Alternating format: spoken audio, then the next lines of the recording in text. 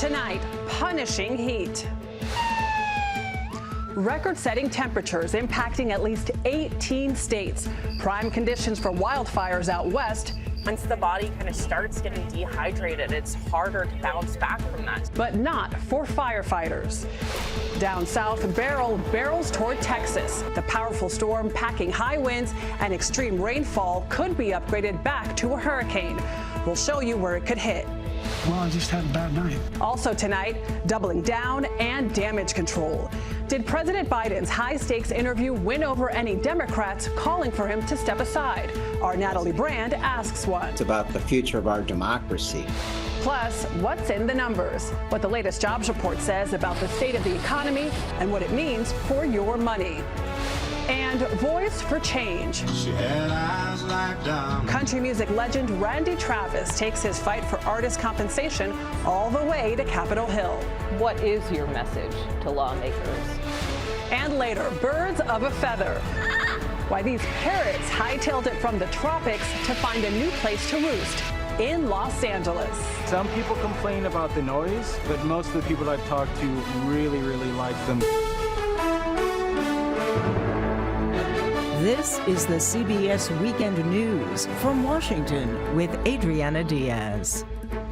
Good evening. From the Mexican border all the way up to Canada, temperatures are soaring. The high heat creating a tinderbox for wildfires out west. In California, records more than a century old could melt. While along the Texas coast, preparations and some evacuations are underway for Tropical Storm Beryl. It could strengthen into a hurricane by the time it hits the U.S. Across the country, some 130 million people are threatened by dangerous weather, especially that heat and humidity. CBS's Elise Preston is tracking it all from Los Angeles. Elise, good evening. Good evening to you, Adriana. More records are expected to be shattered today as a dangerous heat wave bakes the nation, especially here in the West, where firefighters are battling dozens of large wildfires and bracing for more. Blistering temperatures, high winds, and dry brush are all fueling the lake fire near Santa Barbara. It's one of more than 100 wildfires that erupted in California in the past 24 hours. The fast-moving flames have already burned about 12,000 acres. Crews are starting to get control of the French fire, which threatened to overtake a tourist spot near Yosemite National Park. At one point, nearly 1,100 people had to flee the flames. Oh, I'm not ready to go yet. Despite the oppressive weather, a girls' softball tournament got underway in L.A. Tourists in the nation's capital also braved the relentless heat. And to handle the near triple-digit temps, Portland, Oregon opened more cooling centers. The intense heat isn't the only threat. CBS's Jason Allen is in Corpus Christi, Texas, where residents are readying for Tropical Storm Beryl. Here on the Texas coast, the beaches, they're still packed. Everybody is trying to squeeze as much time as they can out of this long holiday weekend. But just off the beach, homeowners, businesses, they are getting ready. The Wingo family just bought this house earlier this year. This is the first time they've had to get ready for a storm like this. Hurricanes, this is going to be a new one for me. Texas emergency officials are telling people to finish their preparations by tomorrow, and for vacationers to figure out where they want to be well before the storm approaches. Back in scorching California, first responders like Julie Whitney are working 72-hour shifts, dealing with a spike in calls for heat-related illnesses. Is there anything surprising to you about the heat this summer? I feel like it came on a lot faster. Now, paramedics warn the heat is so intense, it only takes about 15 minutes outside before you could start to feel sick with dizziness, cramps, or nausea. Adriana? An important warning. Elise Preston, thanks so much. So when can Americans see some relief from the heat? CBS's Andrew Kozak joins us now with those details. Good evening, Adriana. Once again, we are tracking excessive heat for both coasts. East Coast, upper 90s, areas like Philadelphia, D.C., down toward Raleigh. The good news, we are going to get a break headed into your Sunday. I wish I could say the same for the West Coast, where we have temperatures well into the upper 90s, low 100s, and that's, of course, including the desert Southwest. Death Valley, California, all-time high ever hit back in 1913, 134 degrees, likely to hit 129 to 130 on your Sunday. Palm Springs on Friday, by the way, hit an all-time high ever at 124.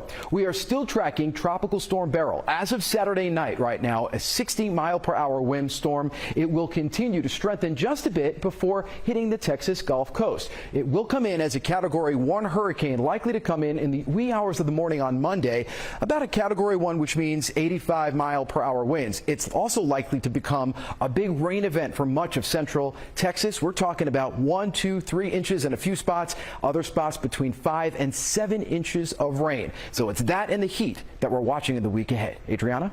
All right, Andrew Kozak, thank you.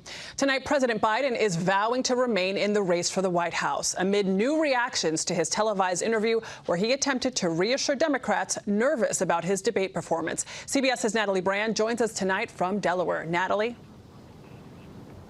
Good evening, Adriana. President Biden stayed off the campaign trail today, spending it at his home here in Wilmington. But behind the scenes, we've learned the president took part in a meeting with campaign co-chairs as his team remains consumed with damage control. A day before the president heads to battleground Pennsylvania, his campaign sent a top surrogate, California Governor Gavin Newsom. So I really believe in the president, believe in his character, I believe in his competence and his capacity. But Democrats are divided. Saturday, a 5th House member called for President Biden to step aside. Congresswoman Angie Craig, who represents a swing district in Minnesota, saying she doesn't believe the president can effectively campaign and win against Donald Trump. Illinois' Mike Quigley told CBS News the president's comments post-debate haven't allayed his concerns. Now's the time to be candid with ourselves. I appreciate loyalty.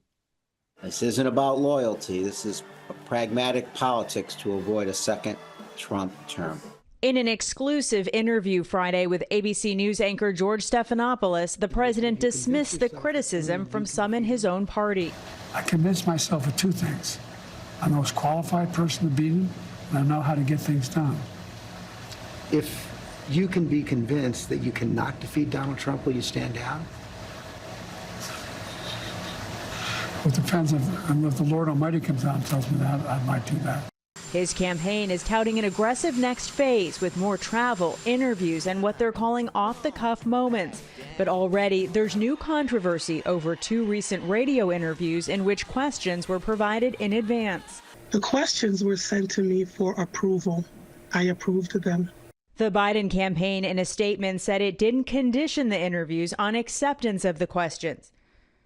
Now, tomorrow, the president returns to the campaign trail with events in Philadelphia and Harrisburg. This comes as a new Bloomberg poll shows President Biden trailing Trump by around 7 points in that key state. Trump holds a more narrow polling lead in battleground states collectively. Adriana.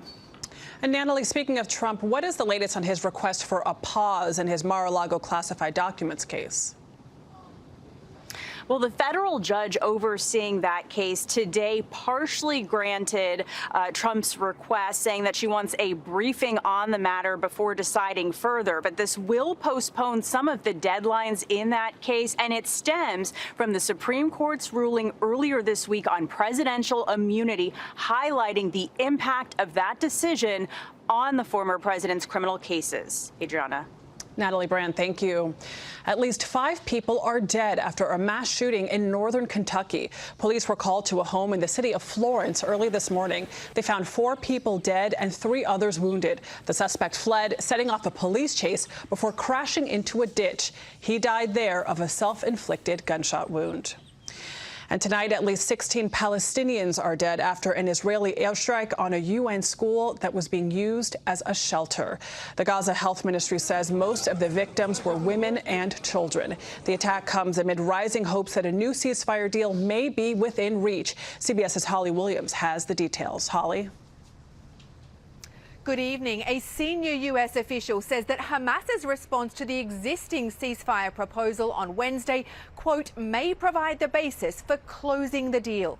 The details of that ceasefire plan were outlined by President Biden in May and include the release of female, elderly and wounded hostages in the first stage and the withdrawal of Israeli forces from Gaza in the second stage. The stakes are literally life and death. Tomorrow, this war, which was ignited by the deadly October 7th attacks on Israel, will be 9 months old. More than 38,000 have been killed in the Gaza Strip, according to the Hamas-run health ministry, and around 120 hostages are still thought to be held captive inside Gaza.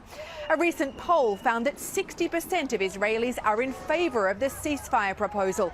And the New York Times reported this week that Israel's top generals want a ceasefire, even if it means leaving Hamas in power in Gaza, a sign of a growing rift between Israel's military leadership and Prime Minister Benjamin Netanyahu. But Netanyahu refuted that, saying, quote, we will not capitulate to the winds of defeatism in the New York Times or anywhere else. The truth is, Netanyahu is under pressure. Israel's closest ally, the US, is urging him to negotiate a ceasefire. But Adriana, at home, two far right-wing members of his cabinet have threatened to bring down the governing coalition if he agrees to the truce. Holly Williams, thank you. In Iran today, a former heart surgeon, reformist Masoud Pezeshkian, won the country's runoff presidential election. Pezeshkian, who wants to improve relations with the West, promised to serve all Iranians during a speech today. He beat out a hardliner and replaces Ibrahim Raisi, who died in a helicopter crash in May. Back in the U.S., employers added 206,000 jobs in June, extending a more than 3-year streak of jobs growth. But the unemployment rate still ticked up to 4.1%, up from 4%. CBS's Michael George is in New York with what that all means and how it could affect your interest rates. Michael? Adriana, good evening. The latest jobs numbers tell us a few things. The U.S. is still adding jobs, but at a slower pace. And here's some news that a lot of Americans have been waiting for. Inflation is easing.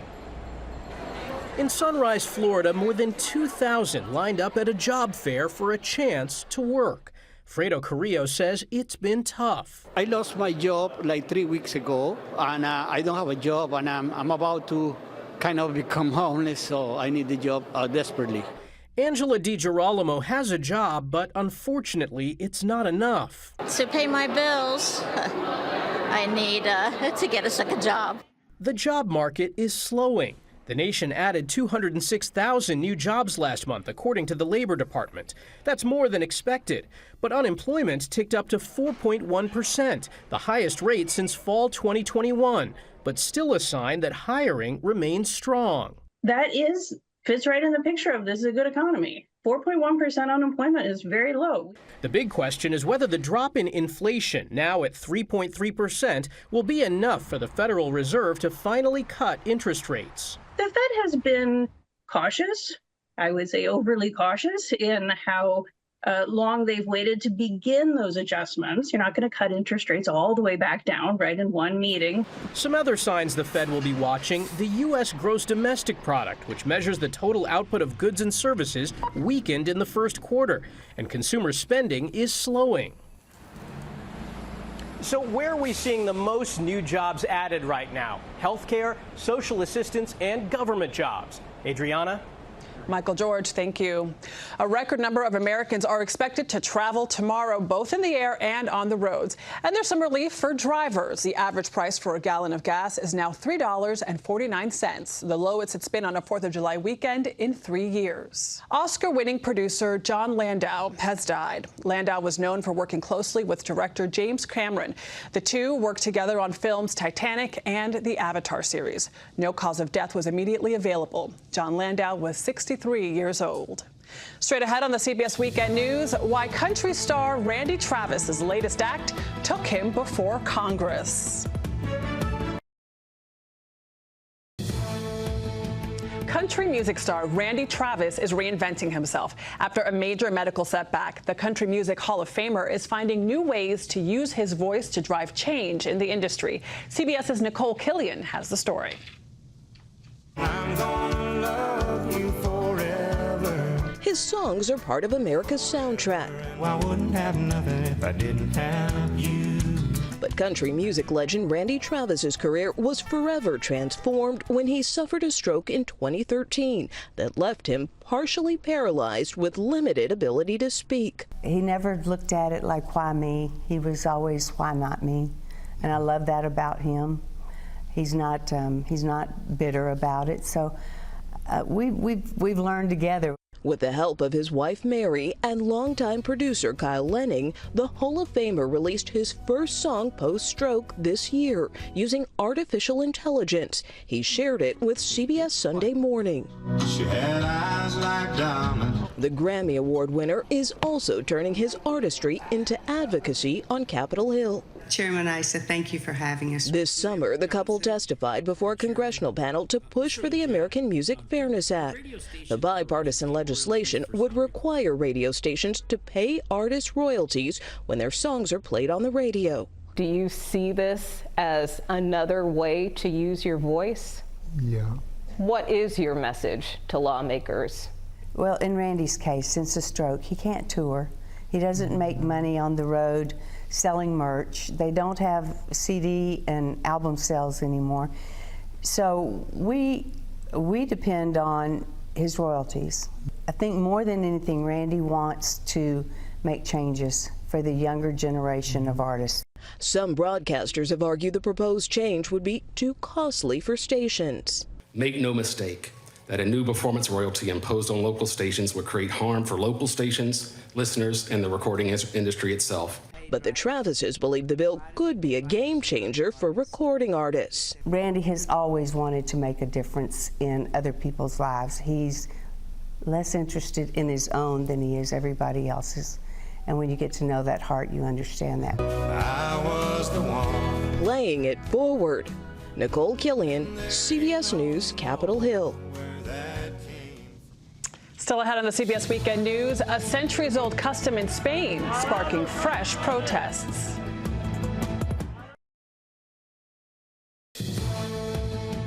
Pamplona, Spain's famous Running of the Bulls is about to begin as part of the San Fermin festival named for Pamplona's patron saint. The opening ceremony drew protests from animal rights activists covered in fake blood wearing medieval-style torture devices. The first bull run is tomorrow. And today is the first full day of government for Britain's new prime minister, but there is one occupant of 10 Downing Street that Keir Starmer has to impress. Larry the cat stepped out of the famous residence today where he's lived since the days of David Cameron. The cat was adopted in 2011 to help hunt mice, but he's also gone after pigeons. He's outlasted 5 prime ministers. He must be good at his job. Next on the CBS Weekend News, where the wild things are. What's behind a growing population of tropical parrots in the urban jungle of Los Angeles.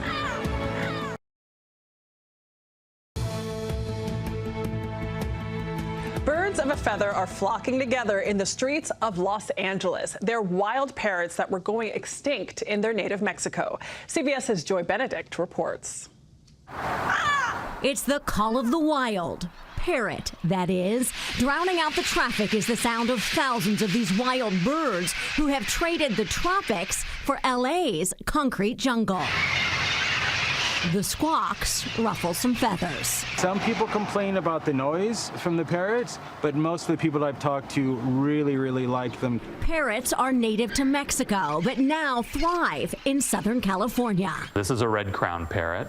It's got the cherry red crown. At Occidental College, biologist John McCormick and other researchers with the Free Flying Parrot Project are studying how the birds are feasting and breeding their way back from the brink of extinction. They're endangered in their home range in Mexico. And so having a self-sustaining population here might be an important part of keeping them from going extinct. Most of LA's parrots are either the lilac-crowned or the red-crowned, which come from opposite coasts of Mexico. Both populations have been declining for decades in their native land. The biggest danger to the parrot would be the habitat destruction and the poaching. But this is a parrot paradise with plenty of fruit trees and flowers. Typically, they'll choose streets that are lined with trees, so they have a lot of different habitat where they can land on, spend the night in. Los Angeles is like a huge botanic garden. Why are they here? That's a big question of debate here in the city. What we do know is that they were brought here for the pet trade. Parrots don't migrate, so experts believe the noisy newcomers came to California as pets and once freed, got friendly. So we have one type of parrot mating with another type of parrot? Exactly. We don't know if it'll become a new species yet. And that is the point of the project, documenting who's flying with whom to figure out who rules the roost. Joy Benedict, CBS News, Los Angeles. That is the CBS Weekend News for this Saturday. First thing tomorrow, CBS Sunday Morning. Then it's Face the Nation. Robert Costa, who's filling in for Margaret, will speak with Republican Senator Lindsey Graham of South Carolina and Vermont Senator Bernie Sanders, an independent. I'm Adriana Diaz in Washington. Good night.